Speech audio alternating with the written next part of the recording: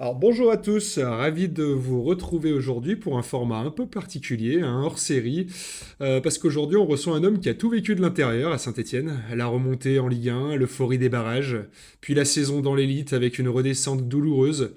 Donc aujourd'hui je suis ravi d'accueillir Benjamin Guy qui était au cœur du staff stéphanois pendant une période charnière, donc préparateur physique pour ceux qui ne le savaient pas, mais aussi un témoin privilégié du vestiaire, des dynamiques de groupe, des intégrations réussies ou plus compliquées.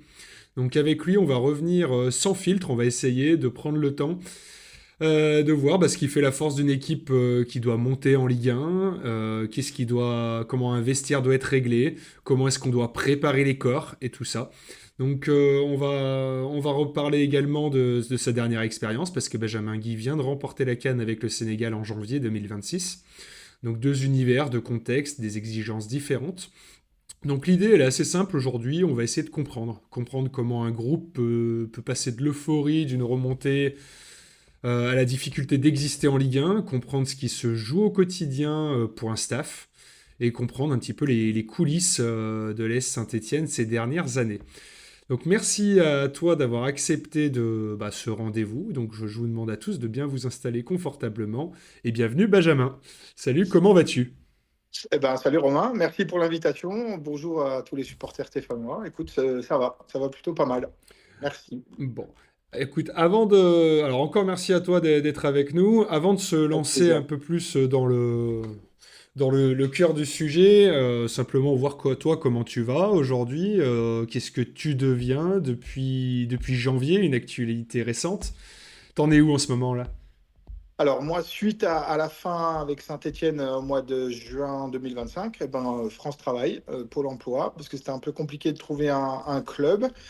Donc du coup, France Travail depuis cette période. Et puis là, j'ai eu la chance depuis début décembre jusqu'à mi-janvier de vivre l'aventure avec le Sénégal. Donc là, de retour en France, on va dire mi-janvier. Là, on est le 10-11 février, un peu comme ça, et retour à France Travail. Ok, ça marche. Bon, écoute, Voilà. on va revenir sur ce passage au Sénégal, mais plutôt en fin de vidéo. Ouais, pas de souci. Moi, je vais pas refaire ta carrière, mais très brièvement, tu me coupes si je me trompe. On a eu tu commences ta carrière à Dijon, où tu as C'est tout ça, connu à Dijon. c'est ça. Notamment, si je dis pas de conneries, je pense à des Patrice Carteron, à des Antoine Comboiré, à des Olivier Dalloglio. Alors, moi, j'ai tout connu à Dijon. Je suis originaire de Dijon, j'ai été formé à Dijon. Donc, pour la petite histoire, moi, j'ai commencé avec les débutants et je suis monté école de foot, préfo, formation, les féminines et les pros. Et comme tu as dit, Ligue 2, Ligue 1. Alors, j'ai connu, moi, j'ai bossé à Dijon, mais j'étais sur le centre de formation quand il y avait Rudy Garcia, Patrice Carteron, et moi, je suis arrivé après Patrice Carteron. Donc, avec Olivier Deloglio. Et quand Camboire est arrivé, moi, je suis retourné chez les jeunes avant de partir et d'enchaîner à Brest. Voilà. Ok. Donc, transition toute faite. Donc, Brest, où tu retrouves un Ouais, certain Olivier Dalloglio, c'est ça. que tu suis également à Montpellier. Ce que je suis à Montpellier. Ensuite, notre aventure s'arrête à Montpellier. Et puis, allez, à peine un mois après, j'ai été contacté par la Saint-Étienne. Et puis, du coup, j'ai signé dans la foulée avec Laurent Batles. Voilà. C'est ça, 2022, décembre 2022, tu C'est ça. rejoins le meilleur club du monde. Et, et ironie du sort, tu retrouves Ouais. Olivier Dalloglio quelques mois plus tard. C'est le hasard du football, hein. Des fois, tu te dis, peut-être c'était écrit ou pas, je sais pas. Mais donc, je commence l'aventure avec Laurent Batles, je l'enchaîne avec Olivier Deloglio et je la termine avec Eric Orneland. Voilà. Alors, on va revenir justement sur cette arrivée d'Olivier Ouais. Dalloglio. J'imagine que toi, le fait qu'il te retrouve dans le staff, déjà, tu lui fais gagner du temps parce que tu connais les gars. Est-ce que tu peux, avant qu'on rentre vraiment dans le cœur du sujet, parce que bon, je pense connaître à peu près le rôle, mais c'est pas forcément aussi clair que ça, quel est le rôle d'un préparateur physique? Alors, le rôle, j'ai envie de dire, officiel, et puis tout ce qu'il y a à côté, quoi. Alors déjà, j'étais pas seul préparateur physique. Moi, déjà, j'ai été recruté par Thierry Cotte, qui est préparateur physique depuis un bout de temps à l'AS Saint-Étienne. Donc, je suis arrivé avec lui, enfin pas avec lui, mais on va dire par son intermédiaire. Et je suis rentré dans un staff où il y avait déjà Philippe Joe Petitjean et Alessandro Zambelli, voilà, des préparateurs physiques aussi qui étaient là en place. Et en fait, je venais remplacer Sébastien Sornier qui lui partait à Nice. Donc voilà. Après, donc je rentre dans un staff où il y avait le coach Batles et le coach Manu Dacosta. Et donc, moi, j'arrive en tant que préparateur physique dans ce staff-là. Et l'objectif pour moi, c'était de rendre performants les joueurs, de donner un pourcentage de disponibilité de joueurs au coach le maximum possible, d'essayer de réduire au maximum les blessures. Malheureusement, avec les aventures qu'on connaît, avec plus ou moins de réussite en fonction des joueurs. Mais voilà, le but du jeu, c'est de rendre performants les joueurs pour le coach et qu'ils soient performants le week-end en match. Voilà. Ok, donc alors on parle de l'aspect physique, on va y Ouais. revenir parce qu'à Saint-Étienne c'est un vrai sujet, alors je sais pas si ça l'est Ouais. plus qu'ailleurs, mais en tout cas c'est un vrai Mhm. sujet. Toi quand tu débarques, du moins, quand Olivier Dalloglio débarque plutôt, Ouais. on est sur une équipe qui est dans une posture légèrement similaire à celle d'aujourd'hui, mais il y a Ouais. un trou qui est quand même, on part de bien plus loin. Euh, Selon toi, du moins, quand Olivier Dalloglio arrive, donc c'est en décembre 2024, si je dis pas de bêtises, non 2023, pardon. Pour toi, vous y croyez immédiatement à cette opération remontée? Thuram, il l'a dit en 98, tout est possible dans le football. Donc à partir de là, tout est possible. Mathématiquement, c'était jouable. Donc pourquoi pas y croire. Donc tu vois, et encore aujourd'hui, je sais pas si tu as vu l'interview de Lindsey Vonn, elle dit, mais en fait, il y a que si tu n'y crois pas que c'est un échec dans ta vie. Donc si tu y crois, vas-y, fais-le. Et puis si tu réussis, tant mieux. Et si tu réussis pas, c'est pas grave. Au moins, tu auras eu le mérite d'essayer. Et du coup, nous, on était parti plutôt dans cette optique-là. Et je pense que Olivier, il serait pas venu à Saint-Étienne s'il n'y croyait pas, tu vois. Et après, le but du jeu, c'était de réinsuffler cette confiance un peu aux joueurs aussi. Donc voilà, mais tout est possible. Donc dès le départ, tout est possible. Alors, ça reste relativement frais. Je me rappelle d'un Ouais, match qui peut être peut-être déclic, tu vas nous dire, la défaite à Dunkerque, parce que derrière, il y a une série qui s'installe et ouais, on va ouais, chercher la montée. c'est ça. Le vestiaire, il est comment après Dunkerque? On se remobilise, c'est comment? On se dit les choses, c'est comme on dit. Moi, je suis quelqu'un de très nature et simple, et tu vas voir. Tu vois, Dory la Dorade, c'est-à-dire que je me souviens de rien. Et moi, j'ai du mal à me souvenir des matchs, en fait. Je sais que c'est bête, hein, les supporters, toi, mes parents, mes potes, ils ont plus de souvenirs que moi. Le seul souvenir que j'ai à Dunkerque, c'est beaucoup de tristesse, beaucoup un peu d'énervement et tout ça, une remobilisation. Le match en lui-même, il y a pas une dinguerie, il y a pas un but bizarre ou un truc comme ça aussi, ou un rouge, il y a pas Gauthier qui fait un truc. J'ai un Non, truc, c'est un vague corner. souvenir C'est un comme ça. corner qui n'existe pas, qui est accordé à Dunkerque et Ah ouais, c'est ça, ouais, très bien. qui leur est. Et derrière, il y a but là-dessus. C'est ça, c'est ça. Et après, ouais, j'ai souvenir d'un dégagement bizarre de Gauthier ou un truc comme ça, peut-être, je sais Gauthier plus. était très Bref. énervé à l'issue de la rencontre, Ouais, ça c'est je me ça, rappelle. ouais. Mais Voilà. c'est ça, il y avait de la tristesse, de l'énervement, et tu sais, c'est un peu, des fois, c'est ce qu'il faut pour remobiliser. Il faut dans le rugby, voilà, quand tu as un moment un peu de faiblesse et tout, des fois, ils déclenchent des bagarres un peu volontairement pour aller remobiliser tout le monde, ressouder tout le monde. Et peut-être que ça a eu le même impact, en fait. Tu sais, voilà, une défaite un peu injuste, un sentiment d'injustice, et derrière, le groupe, il se ressoude autour de ça, et puis tu peux repartir de l'avant. Alors, de repartir de l'avant, il l'avait fait directement derrière avec Ouais. une victoire face à 3, complètement Ouais. maîtrisée. Alors, j'ai plus le score en tête, mais c'était une large Ah, victoire. Je sais pas si c'était plus un 5-0 ou quelque chose comme ça. ok. Bon. Si on avance un peu plus, j'espère que Ouais. là, tu t'en rappelles un peu les barrages. Ouais, incroyable. Barrage contre Metz, Ibra Wadji. Magnifique. C'est incroyable. En fait, tu vois, quand on parle de cohésion, de choses comme ça dans un groupe, et en fait, il faut vivre des émotions. positives très fortes ou négatives très fortes pour créer cette cohésion et créer du souvenir, en fait. Et tu vois, ben, le barrage, tu vois, je m'en rappelle. Je me rappelle que du but de Wadji, un peu cette action-là, le but, sa célébration et la joie que ça a procuré chez tout le monde, en fait. Tu vois, c'était incroyable, incroyable. Et je tiens à remettre un truc un peu. Ils ont mis une image du vestiaire Metz derrière, comme quoi on avait tout saccagé, alors qu'on avait tout rangé. Alors oui, il y avait des grilles qui avaient été enlevées, mais on avait tout replacé comme il faut. Et ils avaient surfé là-dessus pour dire ouais, les joueurs de Saint-Etienne et tout, et alors que c'est pas vrai du tout, quoi. D'accord, bah écoute, tu fais Voilà. bien, Tu vois, c'est c'est des petits l'occasion. souvenirs comme ça que j'ai du truc. Mais ouais, le but de Wadji, le pauvre, Il a vécu une physique, saison galère, hein. ouais, saison galère pour lui. Franchement, c'était pas facile au niveau des blessures. Nous, on avait essayé pas mal de choses, d'autres personnes ont essayé pas mal de choses. Bon, bah voilà, quand tu as le physique qui est comme ça, ben, ça arrive, il y a des joueurs qui font des saisons Comment tu blanches, mais l'expliques le concernant rechute, rechute, rechute? C'était quoi? C'était quelqu'un qui bossait trop, qui écoutait pas son corps? C'est quoi? Sans rentrer ouais, trop dans le secret médical, non, entre non, non, guillemets, non. hein. Non, mais oui, il y a le secret médical, mais en fait, tu sais, la blessure, c'est pas un seul facteur, c'est pas ou le prépa physique, ou le médecin, ou les kinés, ou l'entraîneur, ou le joueur. Toi, c'est un ensemble de tout. Est-ce que dans sa vie perso, c'était bien équilibré au niveau sentimental, émotionnel? Est-ce que au niveau sommeil, il mettait tout ce qu'il faut? Est-ce que les préparateurs physiques qu'il avait en dehors adaptaient le travail à nos contenus que nous, on mettait en place le matin en salle avec lui? Tu vois, c'est tout un ensemble de choses et bah, des fois, tu as pas la main sur tout, en fait, et c'est compliqué à gérer.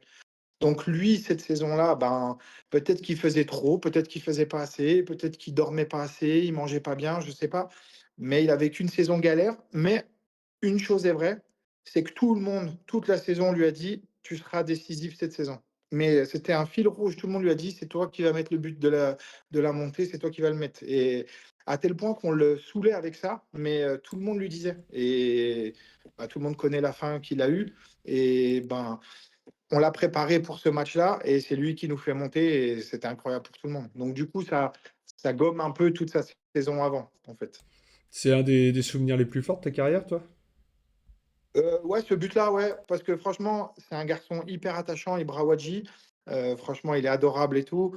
Alors, comme je t'ai dit, peut-être pas forcément facile à gérer dans son quotidien parce qu'il y a plein de choses, mais c'est un garçon adorable et de le voir marquer ce but-là, dans ce contexte-là, à ce moment-là et qui nous produit tout ça, ouais, ouais, c'était énorme. Franchement, c'était énorme. Ça roule. Écoute, une fois qu'on remonte, je me rappelle bien parce que c'était date de mon anniversaire, 2 juin 2024, et le lendemain, on Arrivé à est. l'aéroport, ouais. Ouais, ouais, ouais, c'est dingue, c'est arrivé à l'aéroport. Tu Ouais, peux. Ça, t'as des souvenirs? ouais, ouais, non, ça, bien sûr, j'ai des souvenirs. Bah, ouais, ouais, non, mais c'était vraiment cool, tu vois? Moi, j'avais fait, une montée déjà avec Dijon où, on n'avait pas assez savouré cette montée. On l'avait savourée en interne avec les joueurs et le staff parce que c'était acté depuis plusieurs temps, tu vois? Mais là, c'était, soudain, tac, tu gagnes, on fait la fête dans le vestiaire, tu rentres, c'est le feu dans l'avion, c'était génial, tu vois? Et derrière, tu arrives à l'aéroport, tu as tout le monde qui t'attend, les fumigènes, là-bas, je me rappelle du grillage de l'aéroport qui cède parce que tellement il y avait de supporters. Enfin, toi, c'était, ouf. Tu arrives à l'Etra, il y a le feu d'artifice, tout le monde t'attend. Non, c'était génial, c'était génial. Ouais. Ah, des Et émotions. dommage de ne pas avoir fait, tu vois, quelque chose, par exemple, le lendemain en ville, à la mairie ou un truc comme ça, avec plus de monde, parce que là, on est arrivé tard. Et tu vois, je pense que bah, les supporters de Saint-Etienne, ça va de 7 à 77 ans, comme on dit. Et ben, comme il était tard, peut-être que des jeunes et tout ça auraient aimé participer un peu plus à cette fête-là. Et ben, ça n'a pas été forcément fait. Donc, sur le moment, c'était cool, mais tu vois, on aurait pu faire plus, je Ouais, pense. un petit Voilà. regret à ce niveau-là. Ça Ouais, roule. Donc dans la foulée, ben, on remonte en Ligue 1. ouais, Derrière, ben, ce qui se passe, c'est que le club est racheté immédiatement. ouais. Vous, de l'intérieur, c'est quelque chose, des tractations qui vous pas qui perturbaient, mais que vous pouviez suivre. Alors ça se passe comment dans ces cas-là? On en entend parler, on lit les journaux, on est comment Voilà, tu en entends parler, tu lis les journaux, tu entends des bruits de couloir, mais c'est quelque chose qui te dépasse. Donc, toi, tu peux rien faire. Tu peux juste constater, attendre un peu qu'on te donne les informations, mais là-dessus, enfin, tu vois, le club a été très pro. Nous, on n'a pas été impacté directement sur ce changement, en fait. Voilà. Alors T'as pas eu. du changement, il y en a rapidement eu, parce Ouais, que dès la montée, bah, on a une officialisation de la vente, donc ouais, le 3 juin pardon, 2024, ouais, avec pas mal de changements au niveau, j'ai envie de dire, des choix, plus de moyens, un recrutement plutôt actif, ouais, mais un staff qui reste en place. ouais, c'est ça. Alors, on a un groupe qui a été reconstruit, remodelé un petit peu, réajusté, et Mm. pour autant, bah, pas avec un recrutement qui était plutôt exotique, on va dire, avec Ouais. des arrivées, je pense notamment à des Augustine Boisquier, à des Mm. Igor Miladinovic. Pour toi, est-ce que c'était Alors, on a souvent entendu Olivier Dalloglio se réclamer de l'expérience pour jouer le Ouais. maintien. Je pense notamment à Younis Abdelhamid qui est arrivé, mais qui a Ouais. été, qui a en fait fait perdre un peu de crédit à Olivier Dalloglio de fait de demander de l'expérience. Comment t'expliques le fait que la greffe n'ait pas du tout marché avec Younis? Alors, Younis, c'est un homme extraordinaire et un joueur top niveau et très professionnel qui va faire passer les intérêts de l'équipe avant son intérêt personnel. Et en fait, le coach réclamait de l'expérience. L'opportunité d'Younis s'est fait. Reims l'a libéré après 5 ou 6 ans de bons et loyaux services, où il a tout connu là-bas, capitaine emblématique et tout. Et il arrive chez nous et ben, il s'est soucié un peu de régler certaines choses dans le vestiaire avant,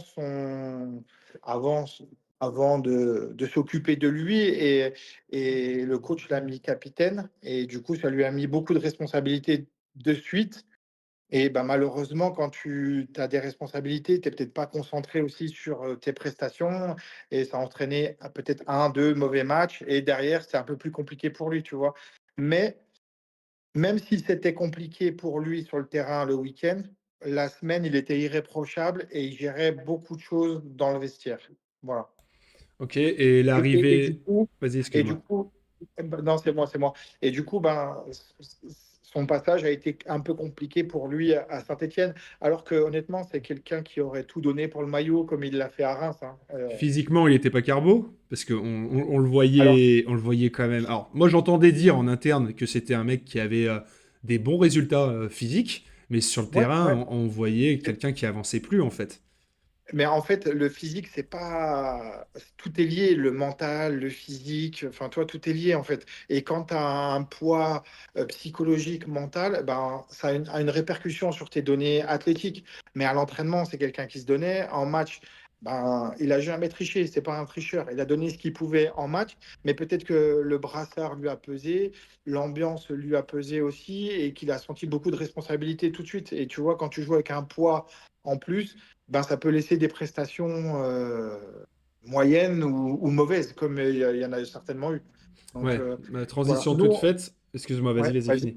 Termine, Tu sais, termine. nous, on a les données athlétiques de Ouais. tous les entraînements et de tous les matchs. Donc après, on peut comparer ces données par rapport à des données d'autres défenseurs centraux, d'autres choses. Et il n'était pas au-dessus, il n'était pas en dessous, tu vois, il était dans la moyenne. Mais ses prestations visuellement enfin, montrer que c'était pas suffisant en fait. Voilà. Ouais, mais je me rappelle Mais bien parce que. c'est pas un tricheur, c'est un gros bosseur et quelqu'un qui pense beaucoup à l'équipe. Donc c'est pour ça que le coach il l'a pris parce que nous on l'avait connu à Dijon et puis ben, on a vu le travail qu'il a fait à Reims. Ouais. Ok, alors la transition elle est toute faite parce que Younis Ouais, Abdelhamid parmi les soucis qu'il avait, on peut dire que le milieu de terrain le protégeait pas non plus énormément la défense, on prenait souvent l'eau.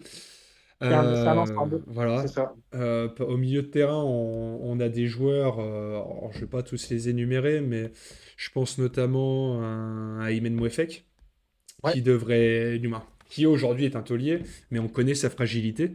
aussi, ouais, C'est un joueur très très frustrant parce que quand à Aymen, il y a une SS avec un Aymen au top et il y a une SS sans Aymen. Toi, c'est comme ça. pour l'avoir eu au quotidien, alors c'est toujours pareil, hein, sans rentrer dans des choses qui sont Non, non, confidentielles t'inquiète. évidemment, mais comment t'expliques ce que ce manque du moins, de continuité dans ses performances. Euh, Aymen, c'est un, comme tu as dit, il y a une version de Saint-Étienne avec et une version de Saint-Étienne sans. Et quand on a le 100% d'Aymen Mouefek, eh ben, tu as, une super version de la Saint-Étienne. Et en fait, quand tu suis, moi, c'est un garçon que j'ai découvert, hein, que je connaissais pas. Quand tu suis un peu son parcours, tu sais que c'est quelqu'un qui a déjà eu pas mal de blessures en jeune aussi, qui a fait des saisons un peu, tu vois, en discontinu. Et donc, ben, c'est son profil de joueur qui est comme ça. Alors, il faut pas croire qu'on laisse faire, que ben, nous, on va dire, entre guillemets, le staff performance, donc prépa physique et médical, on laisse faire, on se questionne, on s'interroge, on demande des avis, des choses comme ça. Le joueur aussi, tu vois. Donc il y a plein de choses qui ont été essayées, modifiées avec Aymen, avec plus ou moins de réussite. Bon, ben voilà, j'espère qu'avec l'expérience, il va tendre à moins se blesser et à être plus souvent performant. Tu sais, c'est pas dans son intérêt de se blesser parce que bah, plus tu joues, enfin, il y a pas de surprise, mais plus tu joues, plus tu as des primes, des choses comme ça. Donc, le but du jeu, c'est de jouer le maximum. Tu me Donc fais lui, le il met. lien là. Excuse-moi, Ouais, je prends la perche. vas-y, vas-y. C'est vrai que saint ils ont réinstauré un système de primes, mais en étant bien plus développé, de primes à D'accord. la performance. Ok. Aujourd'hui, avec des contrats, comme tu le sais, où les joueurs doivent jouer pour, du moins en tout cas, ça a un impact réel sur la paye. Ouais, Et- c'est dans tous les clubs hein, comme ça, hein. Plus, tu sais, les joueurs, ils ont des objectifs. Si tu fais d'ailleurs, 100% de ta ouais. saison, tu as une prime, 75, 50, voilà. Et selon C'est un peu comme. toi, ok, pas de souci, Ouais. donc tu fais bien de le préciser, mais selon toi, est-ce que ça vient pas aussi pervertir un petit peu la relation et pas l'honnêteté, c'est pas tellement le terme, mais il y a quelqu'un qui va peut-être jouer, il a Oui, 70%, 80, il va peut-être mentir quoi. Vas-y, c'est je possible. joue, c'est pas grave. Ouais. C'est possible. Tu peux avoir des joueurs, euh, tu peux avoir des joueurs, et il y en a, ça a toujours existé. Tu as des joueurs qui vont jouer avec des blessures. Ah, c'est ta tolérance à la douleur et tout ça. Il y a des joueurs qui ont déjà joué avec des blessures à Saint-Étienne et dans d'autres clubs, tu vois. Et ces joueurs-là ont été performants, mais c'était toujours en accord avec le joueur. Tout le monde était au courant et tout. Maintenant, tu as l'autre version où des joueurs vont peut-être masquer des blessures pour pouvoir être dans le groupe. Ça a toujours existé et à mon avis, ça existera toujours. Tu vois ce que je veux dire? Tu Donc là, pourras c'est jamais peut-être... lutter contre ça, quoi. Ouais, donc là, c'est peut-être à ce moment-là où le volet humain aussi du préparateur C'est très physique important. a vraiment toute sa place et on parle pas de tableur Excel en fait. Non, c'est ça. Tu as beau mettre des chiffres et tout ça, c'est toi et ta relation humaine avec le joueur. Alors, dans un staff pro, tu as plusieurs personnes qui ont cette approche, on va dire, plus humaine. Le coach, lui, il est là pour. Il fait des choix. Donc, lui, il a moins ce côté, on va dire, relation humain. Il l'a quand même, hein, c'est bien, c'est très bien d'ailleurs. Mais tu vois, moi, enfin, les kinés, le doc et moi, on est peut-être au courant de plus de choses qui va nous permettre de réguler aussi les entraînements, les choix, des choses comme ça. Voilà. Ok, donc là, pareil, je prends la balle au vol.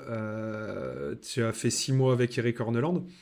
Ouais, On est sur quel type de coach on est sur quel... Parce que nous, l'image qu'on a, c'est que c'est quelqu'un qui tient pas en place, qui crie ouais, go, go, go, go, qui veut de ouais, l'intensité, du jeu vers l'avant, un schéma tactique figé et assez borné, entre guillemets, avec beaucoup d'intensité demandée à l'entraînement et ailleurs. De ouais. l'intérieur, il est comment avec ces gars ça s'est passé comment ces 6 premiers mois avec lui? Écoute, moi, c'était ma première expérience avec un coach étranger et ben, j'ai bien aimé la relation qu'on a eue parce que c'est quelqu'un de très professionnel. Alors, il est arrivé avec ses idées et son staff à qui il faisait confiance, mais après, il a vu que nous, on était là dans l'intérêt du club et dans son intérêt aussi et dans l'intérêt des joueurs. Donc, il nous a fait confiance, il nous a écoutés de plus en plus. Nous, dans les bureaux, c'est quelqu'un de il était plutôt calme et posé, contrairement à ce qu'on voyait, enfin, le week-end et après, par contre, quand il basculait sur le terrain, lui, c'était, tu viens t'entraîner, tu donnes ton intensité maximale sur l'entraînement. Voilà. Si tu viens, c'est pas pour perdre ton temps et du coup, Au niveau technique et tactique, il a ses idées que tu as très bien décrit. Maintenant, moi, pour parler du volet physique, c'est quelqu'un qui maîtrise son sujet. C'est-à-dire qui tu sais, avec les GPS, maintenant, on a, la durée la distance totale parcourue à l'entraînement à plus de 25 km/h, plus de 20 km/h, combien d'accélération, décélération et tout ça. Et lui, il maîtrisait sur le bout des doigts tous ces exercices. C'est-à-dire qu'il savait, tiens, on va faire une conservation, 55. OK, je sais que ça va me coûter tant et ainsi de suite. Et nous, tu vois, nous, on contrôlait ça avec les GPS en live, mais sur le côté physique, il maîtrisait son sujet. Il a fallu un temps d'adaptation pour les joueurs parce que c'était une nouvelle méthode, heu il a fallu un temps d'adaptation pour le coach aussi, de s'adapter au championnat, aux joueurs français parce que c'est pas la même chose qu'en Norvège et ainsi de suite. Et je pense que, tu vois, il aurait fallu encore un peu de temps pour qu'ils comprennent, encore plus de choses. Mais moi, j'ai bien aimé, mon expérience avec lui. Voilà. Et toi qui l'as vécu au quotidien, tu estimes ou tu as constaté des améliorations, des joueurs qui progressent, notamment sur ce volet physique, mais pas que, sur l'exigence par exemple aussi du travail? Alors, comment te dire? En fait, le problème, c'est que faire évoluer des footballeurs pros, c'est compliqué sur le volet physique, tu vois? On peut pas vraiment rentrer dans des cycles de développement, on peut le faire sur certaines manières, mais tu vois, je vais pas faire progresser un Flo Tardieu en qualité de vitesse, alors que son fonds de commerce, c'est de l'aérobie, tu vois? Peu importe le coach qui vienne, Flo Tardieu, même s'il a des qualités, pour répéter des efforts à haute intensité, ça sera jamais Usain Bolt, tu vois? Donc c'est dur de dire développer des qualités physiques sur un groupe professionnel. Maintenant, des joueurs ont progressé, c'est indéniable. À quelle vitesse? Ça, on peut en rediscuter et de quelle manière, mais ouais, des joueurs progressent, comme des joueurs régressent aussi sur des saisons et même si tout va bien. Et en termes d'exigence, parce qu'on Ouais. on pense aussi, c'est souvent quelque chose qu'on entend, hein, les mecs qui se mettent à courir quand ils partent à l'étranger. Alors, je grossis un peu le trait, mais on sait que bah, le joueur français n'a pas réputation pour être trop énervé. C'est en tout cas ce qui se dit. Mais Je suis pas justement, d'accord. Moi, et je suis ben pas voilà. d'accord avec je suis désolé, je suis pas d'accord avec ça. Mais c'est bien, Tu c'est vois, pour ça que je te pose la question. tu vois, là, je viens de côtoyer des joueurs, donc ils sont sénégalais, mais pour la plupart, ils ont fait leur formation en France. Donc tu vois, enfin, on va pas dire que c'est des joueurs français parce qu'ils représentent le Sénégal, mais ils ont une culture de Ouais, travail, ils ont un cursus français. ils ont un cursus français et la culture de travail, elle est là. Elle est là. Et encore une fois, ça, c'est l'image que les gens veulent bien véhiculer. Mais pour moi, D'accord. le français, il bosse quand même, hein. Il y a, au contraire. Donc pour toi, tu constatais une ambiance de travail Ah, sérieuse et ouais, poussée du côté de Synthé.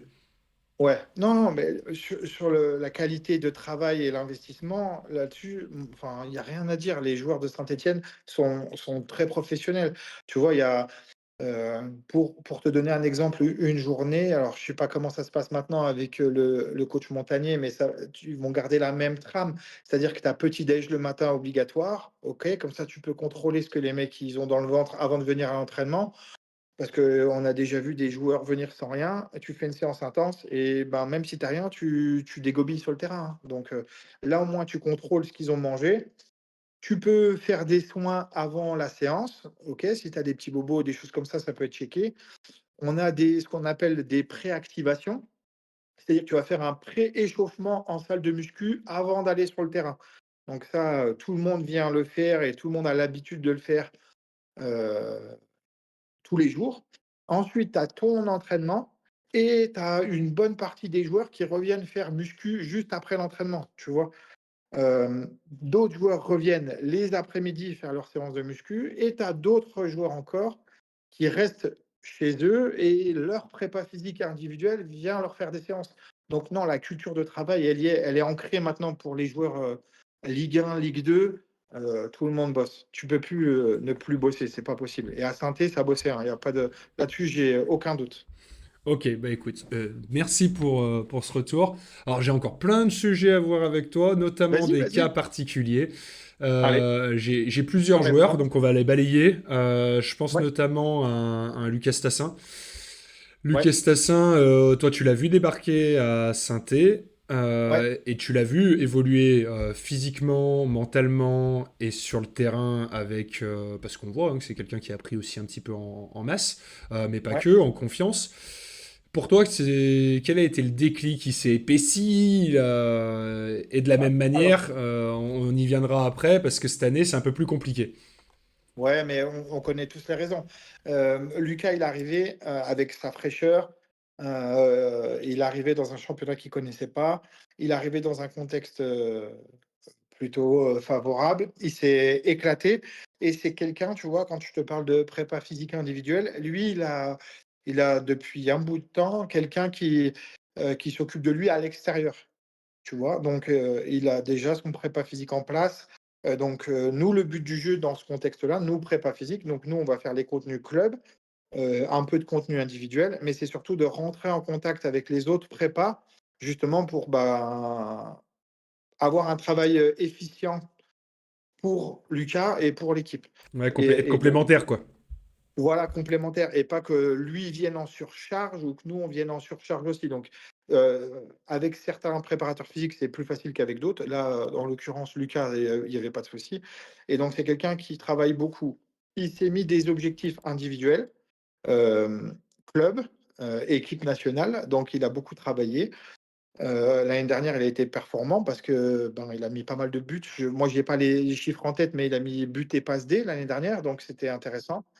Il a suscité des convoitises et ça reste ni plus ni moins qu'un gamin, un humain à qui tu peux des personnes promettent des choses et puis après, bah, ça peut te faire tourner la tête et on serait tous pareils, en fait, face à des chiffres comme ça. Donc moi, je lui en veux pas. Maintenant, là où je lui en veux, c'est bon, bah, voilà, il y a eu des choix qui ont été faits, bah, à toi de te bouger maintenant parce que, ben, ces choix n'ont pas été dans ton sens, mais vas-y, montre qu'ils ont eu tort et que toi, tes objectifs restent intacts et que tu restes performant. Voilà.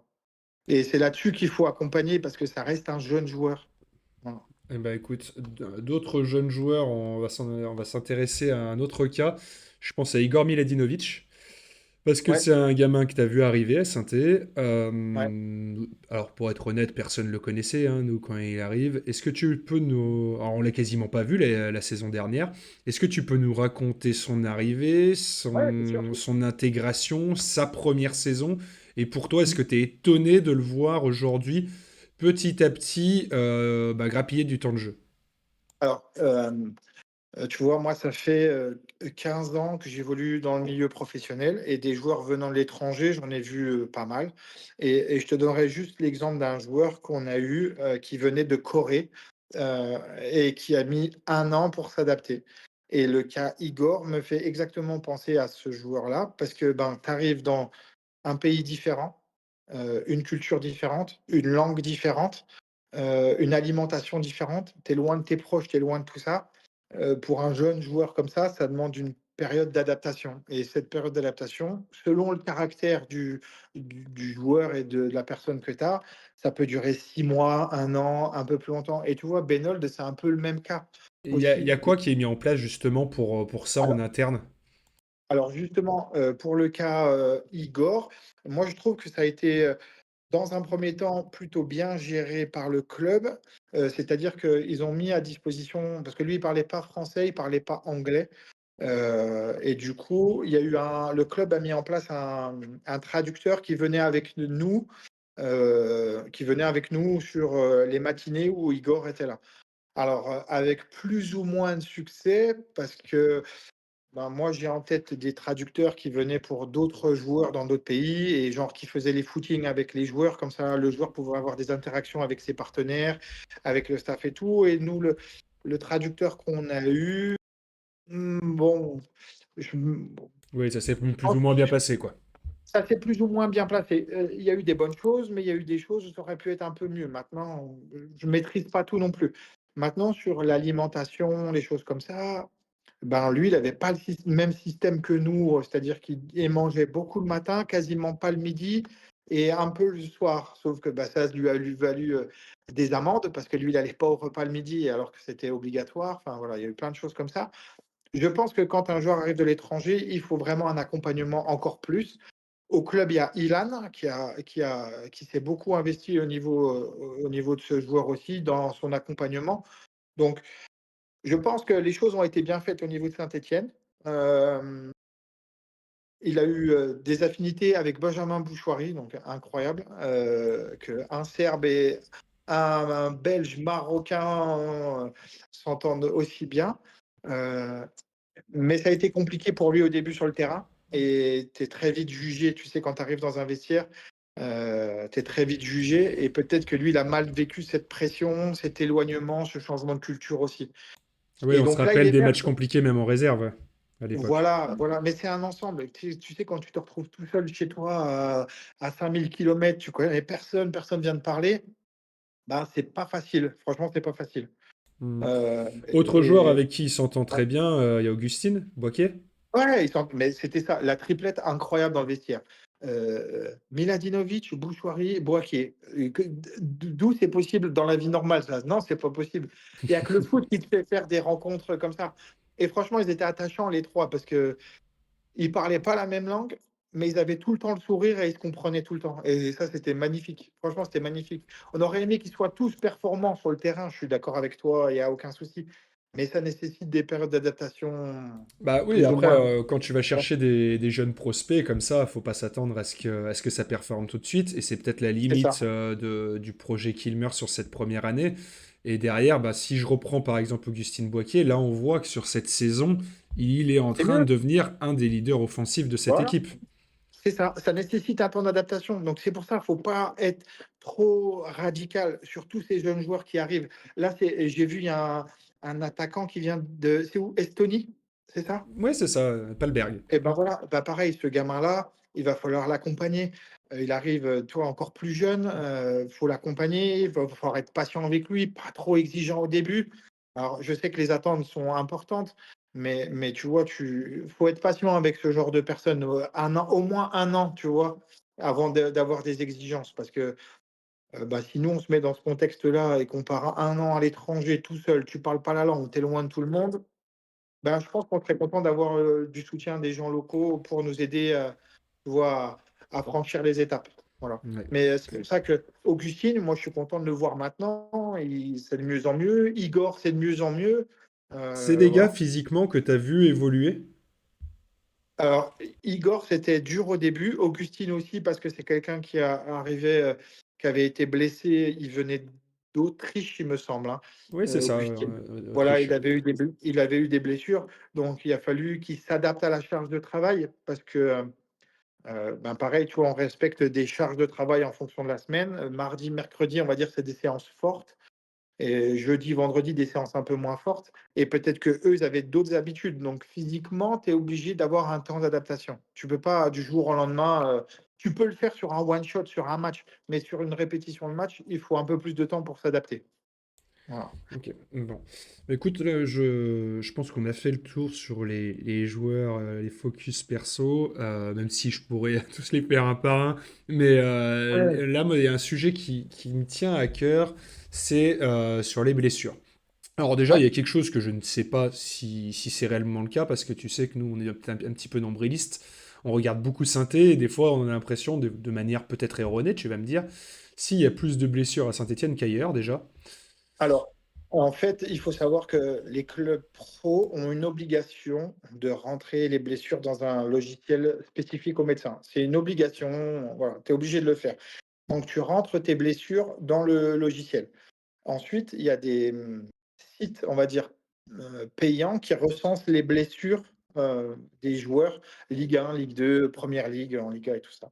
Et en fait, Saint-Étienne n'est pas, hem, Dans l'équipe qui a le- le plus de blessés. On n'est pas le Elle est mauvais pas élève.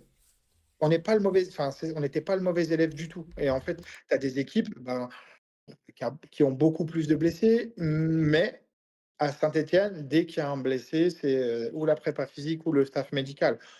Après, à juste titre ou pas, je sais pas, mais c'est vrai que ça communique beaucoup ou pas assez. Tu vois ce que je veux dire?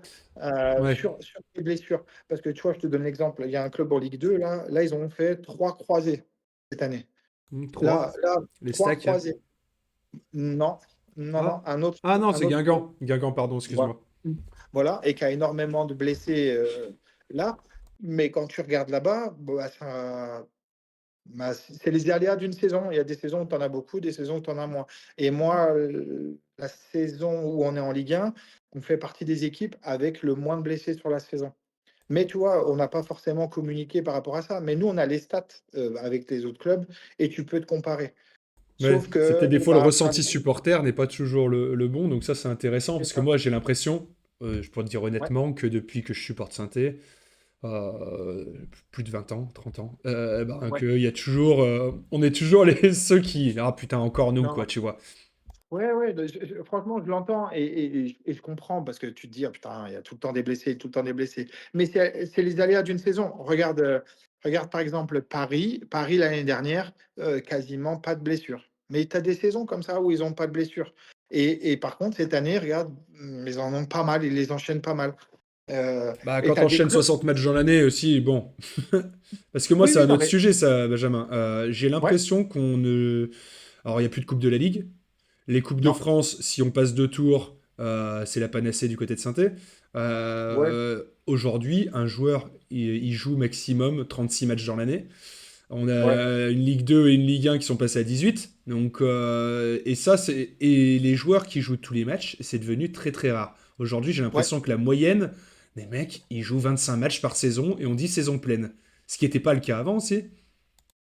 Sauf les très gros joueurs, il y en a qui enchaînent, énormément de matchs. Tu vois, tu vas prendre, bah, là, moi, je te donne le cas des de joueurs du Sénégal. Entre les matchs, amicaux de début de saison, les matchs de championnat, les matchs de coupe d'Europe, les matchs internationaux, il y en a qui ont déjà 20 matchs de plus que les joueurs de Ligue 1, Ligue 2, en France, tu vois? Ah, mais c'est sûr, Heu, quand je vois un Hakimi, je crois qu'il était à plus de 60 matchs dans l'année, quelque chose comme ça. voilà. Mais par exemple, tu vois, pour en revenir à Hakimi, moi, c'est un joueur que j'adore, mais ses performances athlétiques ne sont plus les mêmes que celles qu'il avait avant. Tu vois, je t'ai dit qu'on a accès aux données athlétiques et Hakimi, c'était quelqu'un qui était capable de répéter des efforts à très haute intensité et là, sur les derniers matchs auxquels moi j'ai eu accès au niveau physique, ah ben, c'est plus le même profil non plus, tu vois?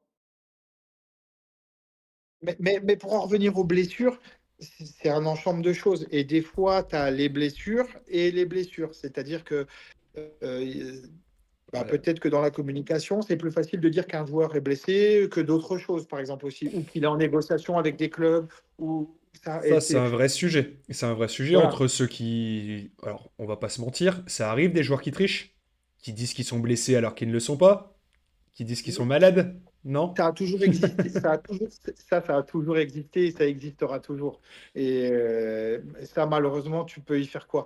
J'ai bien aimé, je crois que c'est un je sais plus quel coach a dit ça. Il a dit: «De toute façon, un joueur qui a pas envie de jouer ou qui a pas envie de rester au club, tu vas le forcer, pourquoi? Il y aura aucun intérêt». Donc là, si le joueur, te dit: «Ouais, je suis malade et tout», bah, vas-y, le prends pas. Tu as pas envie de jouer, vas-y, je mets un jeune à ta place et c'était le cas pour, Eric Horneland, tu vois? Il se prenait pas la tête avec ça. Bon, OK, et il y a un ben, blessé, OK, ça arrive dans une saison, c'est pas grave, on en met un autre, il y a pas de problème. bah, t'aurais pu jouer numéro 10 parce que tu me fais encore une passe D. Oh, Parce que là, toi, la saison, elle s'est terminée. ouais, T'étais en fin de contrat avec Sainté. ouais, Saint-Etienne et les nouveaux dirigeants ont décidé de ne pas renouveler ton contrat. Donc c'était ouais, en juin dernier. c'est ça. Et du coup, maintenant, tu regardes du côté observateur. Tu as été Ouais, remplacé par une armée britannique. c'est ça. Alors, j'imagine que bah, forcément, toi, tu as un regard un petit peu plus appuyé et plus attentif sur ce volet-là. Moi, je te donne mon impression. Mmh, Moi, j'ai l'impression qu'on a recruté des mecs avec des CV très attractifs, en tout cas séduisants. Hein. Le directeur de la performance de Manchester City, préparateur physique de Manchester United, on a eu Chelsea, etc. Pour ouais, autant, malgré toutes ces arrivées-là, j'ai l'impression qu'on a eu une période qui a probablement coûté très cher à Eric Horneland, où ben, on a enchaîné les pépins physiques.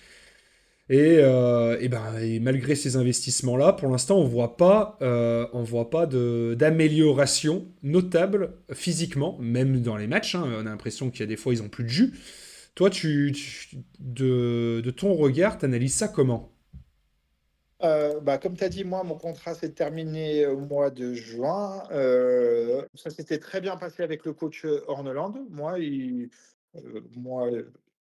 j'ai pas eu de soucis avec lui et lui, il a pas eu de soucis avec moi. On aurait aimé continuer ensemble, mais les dirigeants en ont décidé autrement. Ils avaient déjà, à mon avis, acté ce changement depuis longtemps. Ils ont décidé de faire venir des Anglais suite à un audit fait au club par des Anglais également, où les résultats ont été plutôt positifs avec nous, en disant ben, avec les moyens que vous avez, c'était plutôt pas mal ce que vous mettiez en place. Donc, les retours qu'on a eus étaient positifs. Après, les choix, ils ont décidé de nous remplacer parce que je suis pas tout seul, hein. Ils ont sorti un autre préparateur physique avec moi. Ils ont sorti les psychologues. Il y a des kinés qui sont partis également. Enfin bon, voilà. Ouais, c'était un peu Euh, un virage souhaité, quoi. ouais, ouais. Ils voulaient mettre leur gars en place et franchement, moi là-dessus, je leur en veux pas. C'est le jeu du foot et ils avaient leur affinité comme ça et il y a aucun problème. Maintenant, après, voilà, moi j'ai toujours des infos en interne avec des. Parce que j'ai des amis hein, maintenant là-bas, je peux le dire, c'est pas simplement des collègues, c'est des amis qui me disent un peu comment ça bosse. Et ben, je me dis, putain, pour des gars qui ont été à Manchester City, à Manchester United et tout ça, ben, en fait, ils font exactement ce qu'on faisait, ils font exactement ce qu'on faisait, voire peut-être même un peu moins bien, parce que bah, là, il y a eu, comme tu as dit, une période où il y a eu beaucoup d'absents, en fait. Et alors, la faute à qui? Pas au préparateur physique, pas aux joueurs, mais c'est un ensemble de choses, tu vois, de contenu que tu mets en place. Peut-être aussi lié à des changements tardifs du coach ou des changements pas assez tôt, je sais pas, ou des joueurs qui trichaient aussi peut-être à l'entraînement en match. Tu vois, ça peut être plein de choses. Alors, comme Ça tu me peut dis être que un c'est un ensemble de choses. ensemble, moi je vais te citer deux choses. La Ouais. première, et on va y revenir, c'est le fait que tu retiennes des joueurs qui souhaitent partir. Donc Voilà, ça, bah, mentalement, le cerveau, il est connecté à ton corps humain, en fait. Et bah, si dans la tête, tu y es plus, eh ben, forcément, tu vas être propice à des blessures. Et ça, pareil, ça, je l'ai déjà vécu plus d'une fois, tu vois. et l'autre chose, c'est que peut-être que tu assurais un lien, toi et tes autres collègues, plus. Ah, alors ça, euh, oui, ouais, Parce que ça, là, c'était. aujourd'hui, moi, ce qu'on me remonte, c'est que Eric Horneland ne parlait plus du tout au préparateur, alors pas au Ouais. préparateur, mais au directeur de la performance, au responsable de Hein. la performance, et qu'il y avait des réelles tensions entre les deux. Et s'il y a des tensions au niveau managérial, on peut imaginer que derrière, il y a des répercussions directement sur les performances. Je suis d'accord avec toi. Et tu vois, moi, au-delà du préparateur physique, j'aime bien m'intéresser aussi à l'humain. C'est-à-dire que tu sais, on peut avoir des informations sur la qualité du sommeil, ton humeur et tout ça. Mais vas-y, moi, je préfère que tu viennes dans le bureau, tu viens, tu me dis bonjour, je vois comment tu es habillé, je vois ta tête, et ça me permet d'amorcer des discussions avec le joueur. Peut-être que les Anglais n'avaient pas ces affinités-là avec les joueurs et des informations n'étaient peut-être pas remontées au coach non plus, vu qu'il y avait déjà un peu de tension entre le coach et certainement les prépas physiques, certainement les joueurs, la prépa physique, le coach, enfin, tu vois. Et moi, bah, moi, je suis quelqu'un, je m'entends bien avec tout le monde, tu vois? Et bah, même si, on va dire, j'ai moins d'affinité avec toi, je vais quand même venir discuter, comprendre. OK, bah, pourquoi tu es moins bien? Ah bah, ma femme m'a cassé les couilles ou j'ai pas dormi parce que ma petite, elle est malade ou ah ben, vas-y, j'ai joué à la console toute la nuit. Enfin, tu vois? Et ça, moi, toutes ces informations, je les avais et je pouvais soit les restituer, soit les garder et adapter l'entraînement des mecs et tu C'est vois? Et marrant parce que contrôler. ce genre de choses-là, quand ça sort un petit peu sur les réseaux, on crie au copinage, on crie, tu vois ce que C'est je veux te ça. dire? Alors qu'au final, ben oui, mais on est humain en fait, et si on est un C'est ça. groupe, et si tu vis pas ensemble et que tu connais pas la vie de l'autre, c'est quand même compliqué de performer, quoi. Et c'est pour ça que, il faut que les joueurs partagent des choses en dehors du foot aussi. Alors je sais que tout le monde crie au scandale quand, un joueur, va au 18-10 par exemple ou ou ailleurs, mais ça reste ni plus ni moins que des êtres humains. Ils ont besoin de vivre des émotions en dehors aussi du foot. Alors je sais que ça peut être mal perçu, si c'est fait trop fréquemment, tu vois? Mais ils ont besoin d'avoir cette vie normale un peu aussi à côté, parce que comme tu as dit, c'est des êtres humains, ils vivent des émotions et si tu t'entends pas avec le gars à côté, ça se ressentira forcément, le week-end, en match, tu vois? Et si quelqu'un est mal à l'aise à l'entraînement ou dans sa vie de tous les jours, comme par exemple Igor l'a été, bah, ça se ressent sur le terrain et ses partenaires le ressentent et c'est un cercle négatif, tu vois? Alors que des fois, bah, il faut inverser les choses. Il faut prendre des infos sur les joueurs et ainsi de suite et avoir un relais un peu dans le vestiaire. Et bah, de toute façon, on a vu, là, avec l'arrivée de Philippe Montagnier, quelqu'un qui a de la bouteille, hein, Ouais, c'est très très rapidement ce qu'il a fait, c'est-à-dire de rencontrer chaque gars, ouais, ça c'est top. pour pouvoir derrière ben, déjà, mieux connaître chacun. Il l'a expliqué, hein, il va passer des entretiens avec tous les joueurs Ouais, pour pouvoir les connaître, savoir dans quelle situation personnelle ils sont. ouais. Pour toi, c'est ce qui manquait avec Eric Horneland, cette gestion un petit peu, pas managériale, mais humaine? Mmh, et alors, en fait, ce qui manquait, déjà pour certains joueurs, il y avait la barrière de la langue. Tu sais, parler anglais pour certains joueurs, c'était compliqué. Alors pour d'autres, non. Tu vois, des Denis Sapia, des, Larceau, des, qui c'est que Vandermauer, Max. ouais. Ouais, voilà, c'était facile pour eux de parler anglais, mais pour d'autres, c'était un peu plus compliqué, tu vois? Donc déjà, il y a eu cette barrière de la langue. Alors, Hassan le faisait un peu, parce qu'il parlait les 2 langues, mais le coach, Et Hassan El Fakiri, son adjoint. ouais, voilà, c'est ça. Mais le coach, avait quand même des entretiens individuels avec les joueurs et les joueurs aimaient bien aller en entretien avec le coach et moi, j'en ai assisté à certains et j'aimais bien il était assez, proche des joueurs quand même. Tu vois, en entretien individuel, il était proche. C'est quelqu'un aussi, Eric Horneland et lui, il venait expliquer dans le vestiaire, le contenu des séances et il hésitait pas à mettre en valeur, tu vois, certains joueurs ou certains comportements et il hésitait pas à pointer du doigt certains comportements aussi. Toi, j'ai un exemple en tête. Il a félicité, Lamine Fomba parce que c'était le seul joueur qui depuis, X temps avait 100 de présence à l'entraînement et 100 de disponibilité en match. C'est-à-dire qu'il a jamais été blessé et tout le temps à l'entraînement et il a dit: «Eh ben, le coach d'avant, donc Olivier Dalloglio et moi, on s'excuse parce qu'on est certainement des cons, parce que, ben, tu es le seul qui s'entraîne tout le temps et on te fait jamais jouer titulaire», tu vois? Et tu vois? Et il hésitait pas à mettre en valeur certains joueurs et à pointer du doigt d'autres, Bah en écoute, collectif le et coach en de individuel, Servette il y doit avait des l'être choses aussi, il était intéressantes. remplaçant ce week-end. Ah bon, écoute, eh ben, Mais merci pour malheureusement le pauvre. l'anecdote. Autre, alors là, on arrive sur une fin de saison. Alors, est-ce que tu Ouais. souhaites que je coupe la cam parce que je te vois, hop, Ouais, je galère avec le chargeur. Je veux bien pas de 2 secondes souci, que pas de j'aille chercher une problème, rallonge, s'il te plaît. pas de Allez, à tout de suite. problème. Attends, attends, vas-y. Tac. Alors, Je, attends. ga- je- je galère chez moi, mais Hop, les prises, elles sont loin. pas de souci. Ouais. Tac, hop. Et ben, je vais mettre une petite diapo. De toute façon, on t'a déjà pas mal vu et ça ira très bien. Simplement, là, si on continue sur Saint-Étienne, là, il leur reste Ouais. 12 matchs Ouais. jusqu'à la fin de saison. Toi, d'un œil extérieur, tu es plutôt confiant pour Philippe Ouais. Montagnier et les gars? Ouais, ouais, complètement, complètement confiant. Il leur reste des confrontations directes face à certaines équipes du haut. Il y a largement de points pour, pour valider la montée directement, hein. Moi, j'envisage même pas un barrage, tu vois? Et je trouve même que tellement c'est serré, il faut pas s'interdire de se dire: «Allez les gars, on va chercher le titre» parce qu'il y a la place cette année, hein. On voit que c'est serré. Tu vois, les équipes, elles marquent pas. Par exemple, 3, ben, voilà, ils ont pas mis beaucoup de points ces derniers temps. Reims, ils avaient l'occasion de prendre un peu le large, ils l'ont pas fait non plus. Donc voilà, toi, tu as un match important ce week-end. Voilà, on va voir comment ils vont le prendre. Mais tout pour moi, tout est possible et Ça marche, faut rien s'interdire. ça roule. Voilà.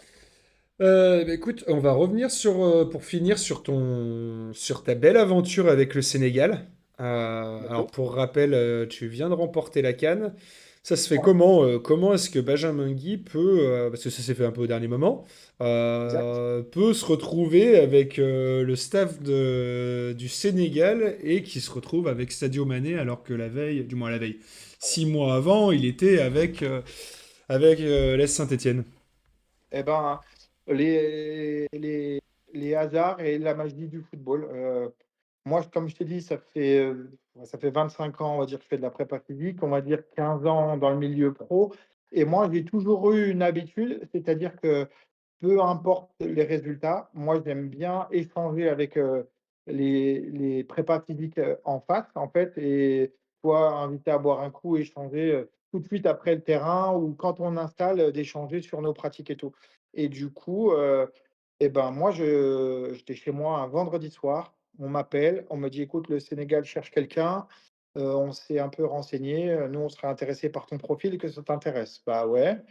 OK, mais bon, vous allez être 3, vous avez un oral à passer, un entretien à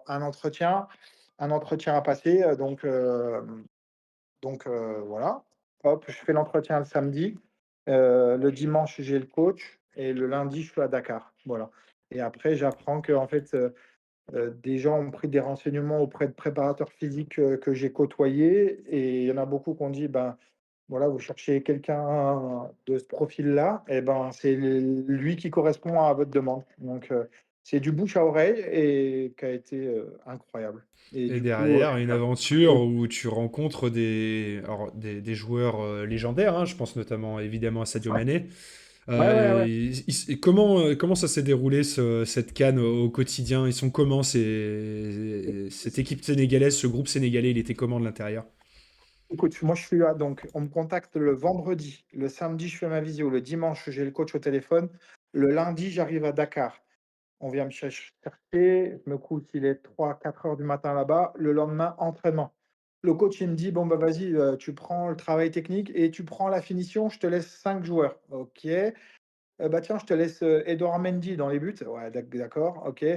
Tiens, tu prends Sadio Mané, Nico Jackson, Boulaye Dia, un tel. Waouh, OK. Ça a de la gueule. Bon, bon, bah, voilà, donc là, j'ai passé mon examen direct, et tu vois, je fais la séance, ça s'est bien passé, tout le monde était content, il y avait des sourires et tout.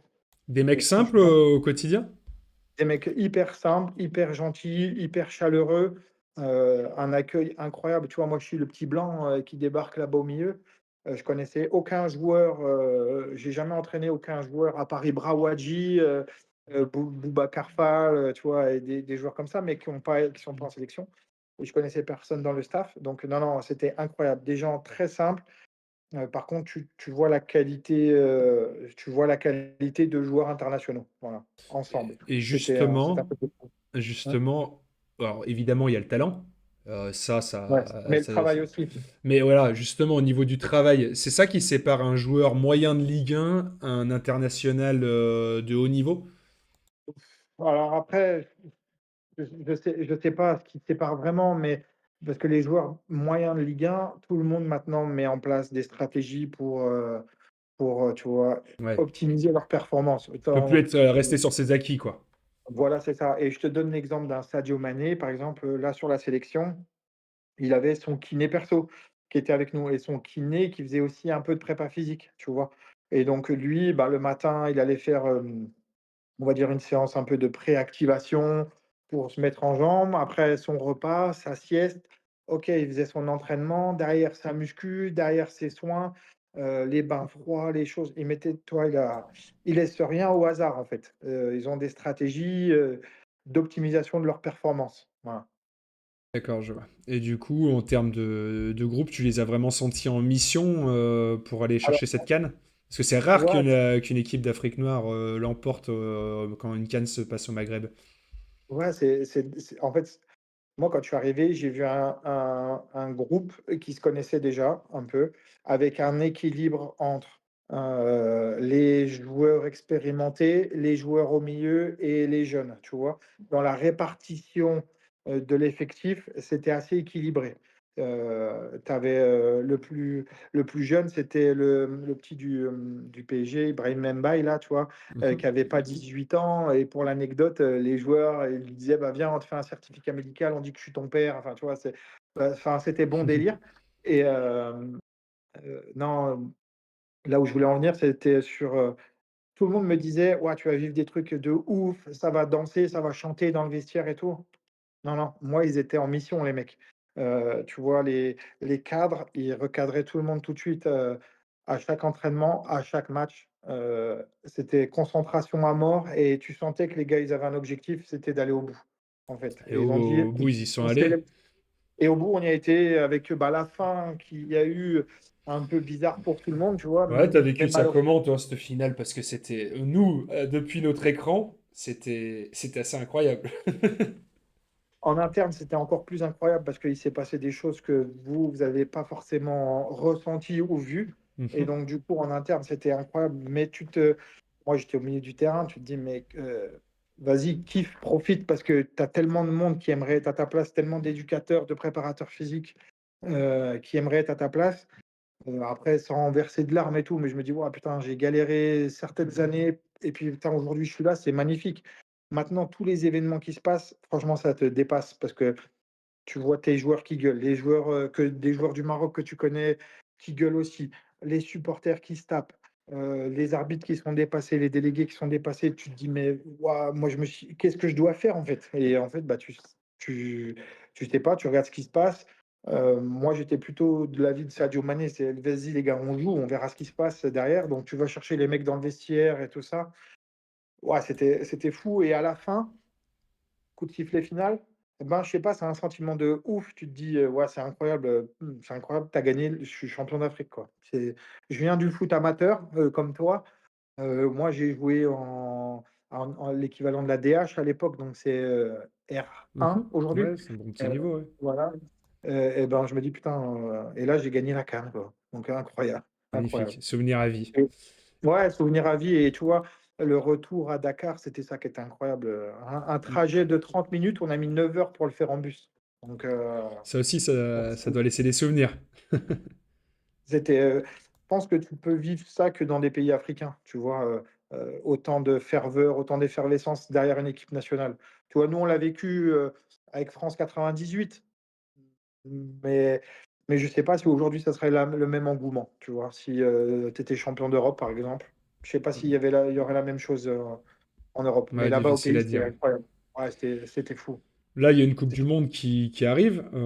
C'est à l'étude, dans les petits papiers, le fait de retrouver le Sénégal? Parce qu'on peut se dire, bah, ils ont fait appel à toi, il y a eu une victoire au bout. Alors, même si tu étais un élément parmi le groupe, c'est on ça, peut se dire que exactement. la sauce a bien prise, quoi. Donc, Écoute, dis-moi. ouais, ça s'est bien passé, moi, avec le staff, ça s'est bien passé avec les joueurs, ça s'est bien passé avec la fédé et tout. Maintenant, bah, on va voir, tout est envisageable. Il y a un rassemblement au mois de mars avec 2 matchs amicaux. Il y a après la préparation à la coupe du monde et la coupe du monde, avec, le groupe de la France et de la Norvège. Je pense que la volonté, des 2 parties, c'est de continuer. Maintenant, bah, on va attendre de voir un peu, bah, comment ça va se passer. Tu sais, c'est des négociations, des discussions. Voilà, tout peut arriver dans le football, comme je t'ai dit, donc j'attends de voir. On en discute, voilà. Question Et bête, au ouais, passage, un ouais, préparateur physique, c'est un agent ou pas? heu, moi, certainement qu'il y en a qui en ont. Souvent, tu sais, ça travaille avec, tu vois, par exemple, moi, quand je suis parti, c'était l'agent du coach qui négocie Ouais, pour l'équipe. son staff, Pour pour l'équipe son du staff. staff, ouais. Sauf que, bah, moi, après, j'ai été amené à venir à Saint-Étienne tout seul et bah, non, non, j'ai pas eu besoin d'agent. Voilà. Ok, ouais, après ça c'est un peu Maintenant, chacun fait comme il veut, il y en a qui sont conseillés, d'autres pas du ouais, tout, voilà, voilà. voilà, voilà. Moi, je ne peux pas te dire, j'en ai jamais eu besoin et ressenti le besoin. Prends des conseils auprès de joueurs que j'ai eus qui sont agents, mais voilà. Et- ok, ok. Eh ben écoute, simplement là pour terminer, je vais te mettre quelques petites questions rapides. Tu me réponds Vas-y. juste avec un nom. Oh. Oui ou Alors, non? Je ne dois pas répondre que non. On est d'accord. non, non, non, juste avec Ah, un nom prénom. ah, ok. Si, Nom, si je- prénom. C'est Ah, ok. ça. Tu vois Pardon. le délire? Donc si je te dis le joueur le plus pro que tu as côtoyé à Saint-Étienne. Gauthier Larsonneur. Ah ouais. Le plus bosseur. Alors ça se rejoint un petit peu, mais celui C'est le même. c'est le même. Larceau. Hmm. Le vestiaire le plus fort que tu as eu dans ta carrière. Bah, malheureusement, là, je vais dire le Sénégal, tu vois. Ouais, bah, ça se comprend. Hmm. Le joueur le plus technique que tu as pu côtoyer. TJ Savanier. Le plus physique. Le mec le plus imposant en termes de puissance. Je vais te dire Loïs Diony. Ah ouais. Ouais. Le plus grand marathonien. Euh, euh, Aris Belkebla. Ah ouais, super joueur. Ouais.